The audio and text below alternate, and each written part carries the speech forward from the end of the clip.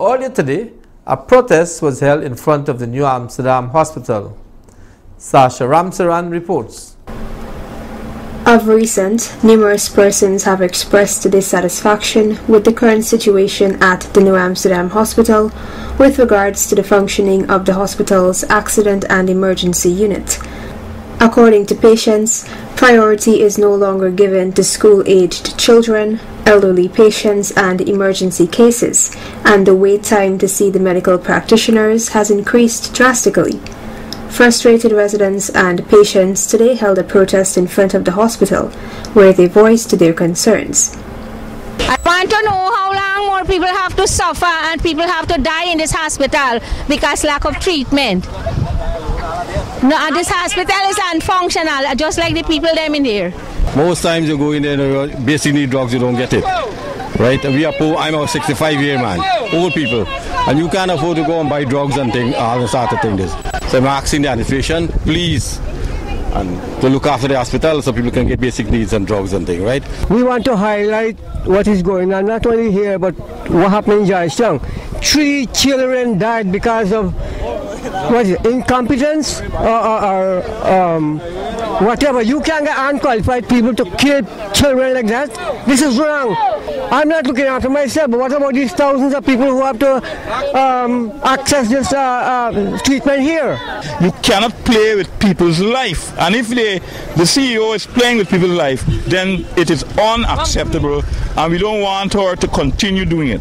All we want her to do is to listen to the cries of the people and to make sure that cases, especially emergency cases, and cases with children and urgent matter in terms of their health, she must pay attention. A few of them shared recent experiences they have had with the hospital in terms of the level of services received. One resident explained that he took his ailing aunt to the facility last evening, where she later succumbed. I'm here this morning protesting because I bring my aunt here last night, 17, till around 8 o'clock. Then we could see a doctor. She's a heart patient. She taking with her heart. I explained and tell the doctor to take her and give her oxygen. She said there's only one oxygen bottle or whatever, and the next woman is on it. The next doctor come and take her to the bed, order us to take her to the bed, and he gave that woman 9 injections within 20 minutes and killed that woman. When we find out he was banned from working in that room, but because they don't have no doctor, they put in there last night. On the 11th of this month, I discovered my brother in the mortuary. On the 14th of this month, when I went back there, my brother was decomposed. From 11th, I was asking the CEO to move my dead body and take to Posada. She refused. When my body decomposed, they sent the body to European, and I had to pay the part expense. On Friday, I went to the hospital to see a doctor. An Indian nurse, I does not know her name. She told me to I cannot see the doctor, I could go in the media for she. And I'm kindly asking that if somebody could look into my matter. Most of it, my brother decomposed body. I bury a body, but up to now I cannot say who I bury. A body was just given to me and say that's my brother. I don't even know who. I am frustrated with the way the hospital is running at the moment. I would like the CEO of New Amsterdam has to tell me what's an emergency and what is not an emergency.